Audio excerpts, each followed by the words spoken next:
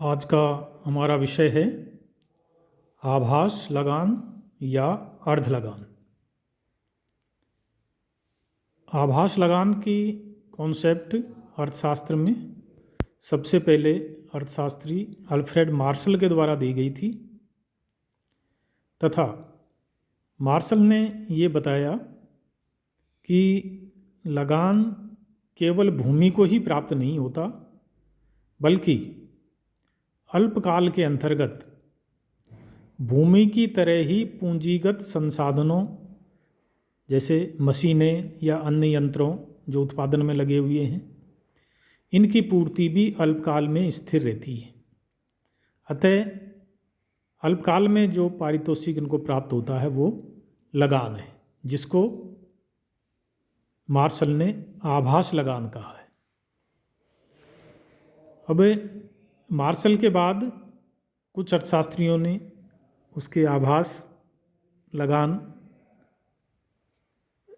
विचारधारा का समर्थन भी किया है, जबकि कुछ अर्थशास्त्री इसे नहीं मानते हैं।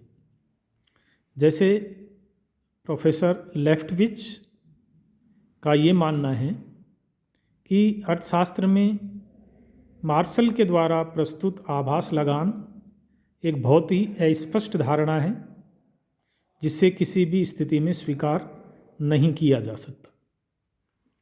लेकिन दूसरे आधुनिक अर्थशास्त्री आभास लगान के अस्तित्व को स्वीकार करते हैं। हालांकि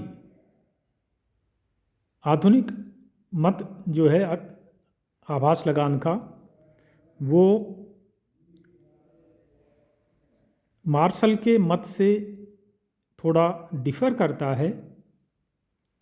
आधुनिक अर्थशास्त्रियों के अनुसार आभास लगान कुल आगम तथा कुल परिवर्तनशील लागत के मध्य अंतर है। जहाँ परिवर्तनशील लागत तथा कुल आगम के अंतर की बात करते हैं तो ये स्पष्ट है कि इनका इशारा भी अल्पकाल की ओर है। यानी अल्पकाल के अंतर्गत परिवर्तनशील लागत पर जो बचत प्राप्त होती है उसे अर्थशास्त्रियों ने, आधुनिक अर्थशास्त्रियों ने आभास लगान के नाम से जाना है।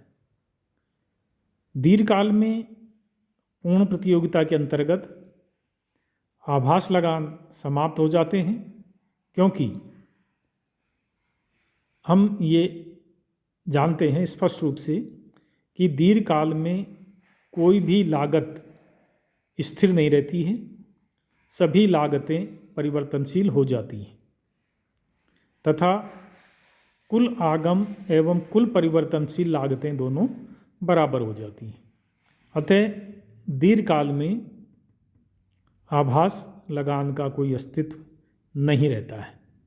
इस प्रकार निष्कर्ष रूप में आधुनिक अर्थशास्त्रियों के अनुसार हम कह सकते हैं कि आभास लगान इज इक्वल टू कुल आगम माइनस कुल परिवर्तनशील लागत। इस प्रकार अर्थशास्त्रियों का जो आधुनिक मत है वो कुल आगम अल्पकाल के अंतर्गत कुल आगम तथा कुल परिवर्तनशील लागत के बीच अंतर की बात करता है और ये अल्पकाल में ही रहता है।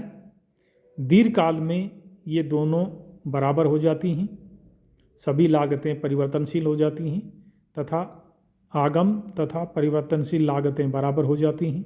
अतः किसी प्रकार का आभास लगान प्राप्त नहीं होता है।